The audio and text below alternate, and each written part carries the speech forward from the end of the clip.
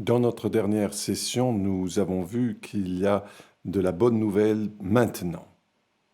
Et la bonne nouvelle est le peuple de Dieu obéit à la volonté de Dieu. Dans tous les domaines de sa vie, c'est une bonne nouvelle maintenant. Mais la métaphore qu'on a utilisée, la fenêtre, n'est juste qu'une métaphore parmi tant d'autres. Il paraît utile de nous pencher sur d'autres métaphores que nous pouvons tirer de la Bible. Par exemple, dans Deutéronome 4, 5 à 8, la métaphore utilisée est celle d'un prêtre. Dieu appelle son peuple à être un prêtre pour les voisins. Que fait un prêtre ? Il représente les intentions de Dieu pour ceux qui ne le connaissent pas. Dans Deutéronome, Dieu voulait qu'Israël soit ce genre de prêtre pour les nations qui les entourent. Dieu nous appelle, vous et moi, à être ce genre de prêtre. Il veut qu'on se tienne à la brèche entre lui et ceux qui ne le connaissent pas, afin qu'en nous observant, elles puissent voir la bonne nouvelle de Dieu dans nos vies personnelles. La métaphore d'un prêtre. C'est bien plus que le sacerdoce du croyant où nous n'avons pas besoin de passer pour un prêtre pour s'approcher de Dieu. C'est être intentionnellement des prêtres pour ceux qui nous entourent, qui ne savent pas combien est merveilleux et beau notre Dieu. Ils devraient le voir quand ils nous regardent. Une autre métaphore, Matthieu 5, 13 à 16, Jésus déclare « Vous devez être du sel purifiant et de la lumière. » J'aime demander combien d'entre vous aiment le sel. Tout le monde lève la main et je dis « Ok, j'ai une mission pour vous ce soir. Quand vous rentrez ce soir pour dîner, je veux que vous preniez une cuillère remplie de sel et que vous la mangez. » Et on peut entendre le « Ah, non, vous aviez dit que vous aimiez le sel. Qu'est-ce qui ne va pas ? C'est beaucoup trop. » Parfois, l'Église est comme une cuillerée de sel. On est de trop. Comment utiliser le sel ? On le saupoudre sur les choses qui ont besoin d'être salées ou purifiées. On ne le laisse pas dans le plat à sel ou dans la salière. Il faut être aussi lumière, pas nous cacher sous un panier, mais une lumière placée sur une hauteur afin qu'elle éclaire tout le secteur. Donc la métaphore du sel et de la lumière sont des métaphores de plus. Et une autre, on la voit dans Jean 17, verset 18, nous devons être aussi des ambassadeurs. Parfois, on est comme un mauvais ambassadeur. Que ferait notre pays s'il nommait un ambassadeur et cet ambassadeur ne représentait pas les intentions du gouvernement qu'il avait envoyé dans d'autres pays ? Il rappellerait cet ambassadeur. Parfois, je me demande pourquoi Dieu ne nous rappelle pas à la maison. Parce qu'on fait un si mauvais travail d'ambassadeur du royaume de Dieu pour notre entourage. Une autre métaphore est celle d'une ambassade. Votre Église devrait être une ambassade, un endroit où les réfugiés peuvent venir quand ils sont persécutés dans leur propre maison. L'Église, l'ambassade, devrait représenter les intentions de notre roi Jésus. 2 Corinthiens, chapitre 3, nous avons une autre métaphore, celle d'une lettre lisible. Paul dit aux Corinthiens, « Vous êtes comme une lettre, une bonne lettre que les gens peuvent lire. » Malheureusement, certains d'entre nous vivent de telle sorte que la lettre d'amour de Dieu aux gens autour de nous est si illisible qu'ils ne peuvent même pas la lire. Vos voisins peuvent-ils lire la lettre d'amour de Dieu pour eux dans votre vie? Une autre métaphore, dans Philippiens chapitre 2, nous devons être des serviteurs obéissants comme l'était Jésus, troquant son meilleur pour notre meilleur, troquant son meilleur pour la volonté de son Père. Sommes-nous des serviteurs obéissants? Une autre métaphore est celle d'un bon voisin, 1 Pierre 2, 12, afin que, même s'il n'aime pas notre religion, il nous voie et loue Dieu à cause de la manière dont nous vivons. C'est ça, un bon voisin. Dans mon quartier, j'ai quelques voisins qui sont athées et aussi d'autres contre Dieu. Ils me regardent et ils n'aiment pas le fait que je crois que ce livre vient réellement de la parole de Dieu. Mais vous savez quoi? Ils m'ont dit, je ne me vante pas, je partage juste ce qu'ils ont dit. Vous êtes l'un des meilleurs voisins qu'on a jamais eu.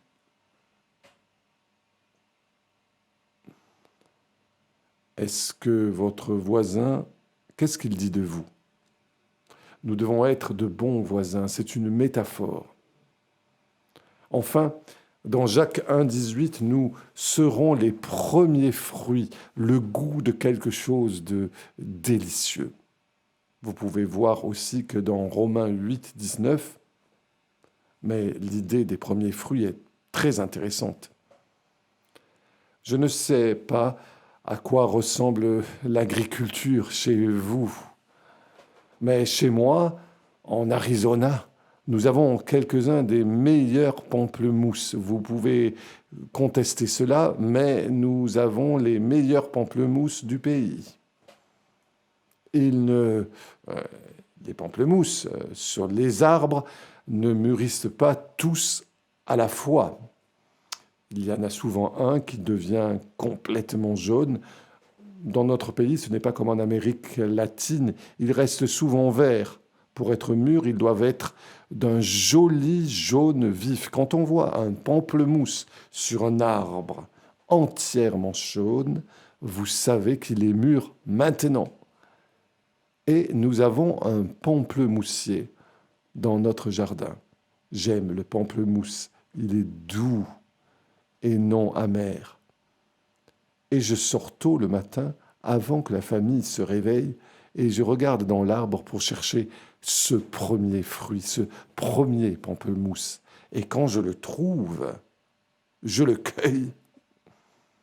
Et je reste là et je l'épluche et je prends une bouchée de ce délicieux pamplemousse et le jus coule le long de mon menton puis sur mes vêtements. Pas d'importance. Il est si bon. Comment est notre vie? Quand les gens vous goûtent, est-ce doux? Est-ce délicieux? Ou est-ce aigre? Comme un pamplemousse avant qu'il mûrisse? Est-ce immature? Dans Éphésiens 4, nous apprenons que lorsque nous servons, nous assumons la plénitude de Christ. Et cette plénitude de Christ est l'amour. Les gens autour de vous, au travail, à l'école, dans le quartier, dans votre famille, goûtent-ils cette douceur? Ou sommes-nous immatures? Je ne vous ai pas dit que le pamplemoussier n'est pas à moi.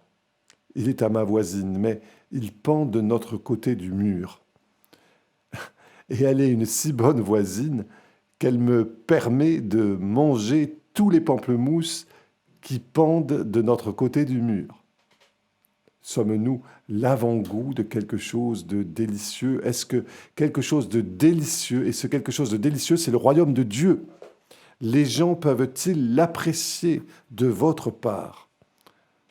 Je vais vous raconter une histoire.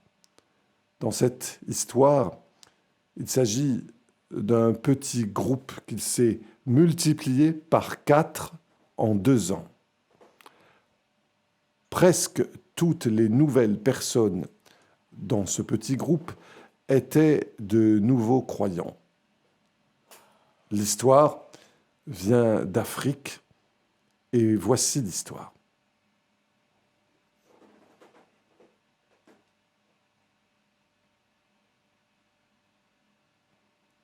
Dans une église, appelée l'église de Watoto, une grande église, ils entendaient ce message. Ils ont donc décidé de former des petits groupes. Et dans ces petits groupes, ils avaient une mission. Et la mission principale était que tout le monde dans ce petit groupe devrait sortir au cours de la semaine et trouver quelqu'un dans le besoin et faire quelque chose pour lui. Pas nécessairement résoudre le problème de cette personne, mais essentiellement s'attaquer au problème. Et c'était leur ADN. Oui, ils faisaient l'étude biblique, ils avaient des agapes qui étaient en général avec popcorn et punch, parce que c'était une communauté très pauvre, essentiellement une communauté musulmane. Mais ce groupe a été créé par 2 femmes de cette église particulière, l'une des églises annexes de cette église de Watoto, et elles ont entamé des rencontres. Chaque semaine, elles exécutaient cette tâche, aller dans la communauté et trouver quelqu'un qui avait un besoin auquel on puisse s'adresser, pas forcément qu'on puisse résoudre, mais pour lequel on peut faire quelque chose. Donc, elles étaient sorties. Et en peu de temps, ce groupe de 2 femmes a atteint environ 15. Et il a continué à grandir et il s'est divisé en 2 groupes. Et en l'espace de 2 ans, ce groupe de 15 s'est divisé 4 fois et il y avait presque 50 nouveaux membres. Et presque tous étaient venus à Christ parce qu'un membre de ce groupe les avait rencontrés, avait vu leurs besoins et il avait dit « Puis-je prier pour vous ?» Et une nuit, nous étions avec ce groupe et le pasteur leur a dit « Racontez à nos visiteurs votre histoire. » Et on a fait le tour de la salle, environ 12-15 personnes, je ne m'en souviens pas exactement, mais je me souviens distinctement des histoires. Et je veux vous raconter 3 de ces histoires. La première, c'est un jeune homme. Il s'est levé et il a dit « Je suis un réfugié congolais, je ne sais pas si ma famille est en vie. Je faisais des études universitaires, je n'avais pas beaucoup d'argent, mais j'en avais assez pour m'inscrire. Mais j'étais à court d'argent. Je n'avais rien pour m'acheter à manger, rien pour mon loyer. Et je pensais sérieusement au suicide.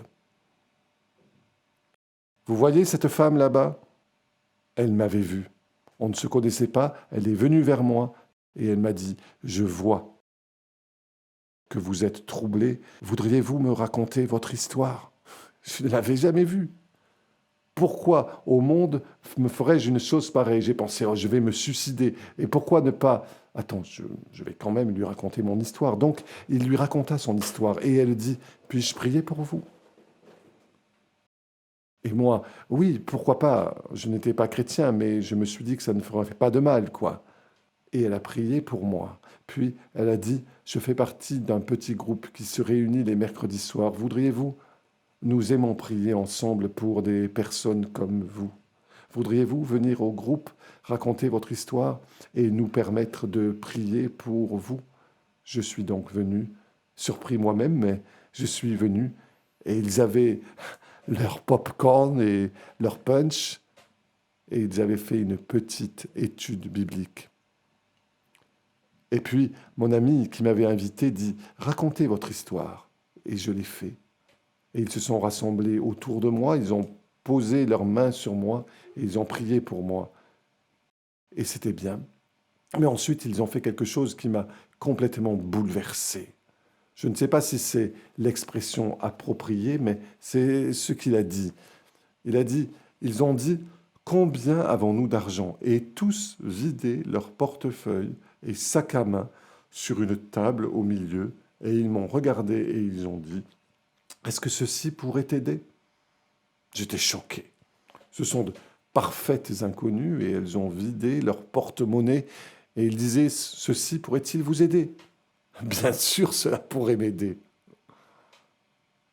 Je n'avais jamais vu cet amour. Waouh, je suis devenu un serviteur de Jésus. Et vous savez ce que je fais pendant la semaine? Je cherche des gens qui pourraient être troublés et je m'approche d'eux et je dis, je sais que tu ne me connais pas, mais je vois que quelque chose te trouble. Voudriez-vous partager ce que vous avez avec moi et me permettez-vous de prier pour vous? Et puis je dis, vous savez quoi? Je fais partie d'un groupe qui se réunit les mercredis soirs. Accepteriez-vous de venir? Nous aimerions prier pour vous. La personne suivante était une femme qui avait un petit garçon de 5 ans. Et elle dit, voyez-vous mon garçon? Ah oui, bien sûr. Il était gravement malade. À la clinique locale, ils ont dit, s'il ne reçoit pas un traitement médical, il sera aveugle le reste de sa vie s'il survit. J'étais vraiment troublé. Vous voyez cette femme là-bas? C'est ma voisine. Elle a entendu cela, elle est venue chez moi et elle a dit, j'ai entendu parler de ton garçon, puis-je prier pour vous, puis-je prier pour lui? Et j'ai dit oui, car je n'avais pas d'argent pour acheter les médicaments pour traiter mon fils. Elle a prié, puis elle a dit, je fais partie d'un petit groupe. Pourriez-vous venir demain soir partager votre histoire avec mon groupe et nous permettre de prier pour vous et votre fils? Et je suis venu, je ne connaissais personne d'entre eux à part ma voisine, mais je suis venu leur raconter mon histoire. Et après avoir prié pour moi, ils ont dit, que pourrions-nous faire pour aider? Ils m'ont demandé combien d'argent j'avais besoin et je leur ai dit, et ils ont dit, que faire pour aider à trouver ces ressources? Et savez-vous ce qu'ils ont fait? Ils ont tous décidé, chacun d'entre eux, de retourner chez eux et le lendemain de parler de mon garçon à leurs voisins et de l'argent dont il avait besoin et demander des contributions à tous leurs voisins. En 24 heures, j'avais assez d'argent pour amener mon garçon à la clinique et recevoir le traitement dont il avait besoin. Regardez-le, il voit. La femme suivante, vêtue d'une robe rouge, tenant une Bible sous son bras comme une évangéliste, et elle a dit, « Voici mon histoire. J'étais au lit, prêt à mourir du sida. J'avais uriné dans mes draps, ma maison sentait mauvais et cette dame là-bas a entendu parler de moi. Elle est venue à ma maison, je voulais juste mourir et elle est entrée. J'ai dit, s'il vous plaît, n'essayez pas de m'aider, allez-vous-en, je veux mourir. Elle a dit, ma chère, je ne veux pas faire ça, vous êtes toujours en vie. Puis elle a commencé à me faire à manger. Puis elle amena ses amis. Le lendemain, ce groupe. Et j'ai dit, s'il vous plaît, je veux mourir, laissez-moi tranquille. Et elles ont dit, on ne peut pas faire ça. Vous êtes toujours en vie. Et puis, ses amis ont nettoyé ma maison. Elles ont pris mes draps sales et les ont lavés. Elles m'ont lavé. Puis, elles se sont organisées entre elles pour qu'une personne m'apporte un repas tous les jours. La seule nourriture que j'avais était une soupe à feuilles et herbes. Ma fille allait cueillir des feuilles et des herbes et les ramener à la maison pour les faire bouillir, et c'est le seul aliment que nous avions à manger. Je prenais des antirétroviraux, mais ils n'avaient pas d'effet car j'étais dénutri. Mais avec la nourriture que ces personnes m'apportaient, j'ai commencé à aller mieux. Regardez-moi.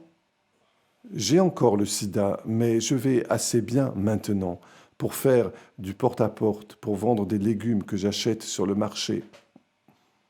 Et savez-vous ce que je fais quand je fais du porte-à-porte? Quand je vois une personne qui est troublée, je dis, voudriez-vous partager avec moi votre problème pour que je puisse prier pour vous?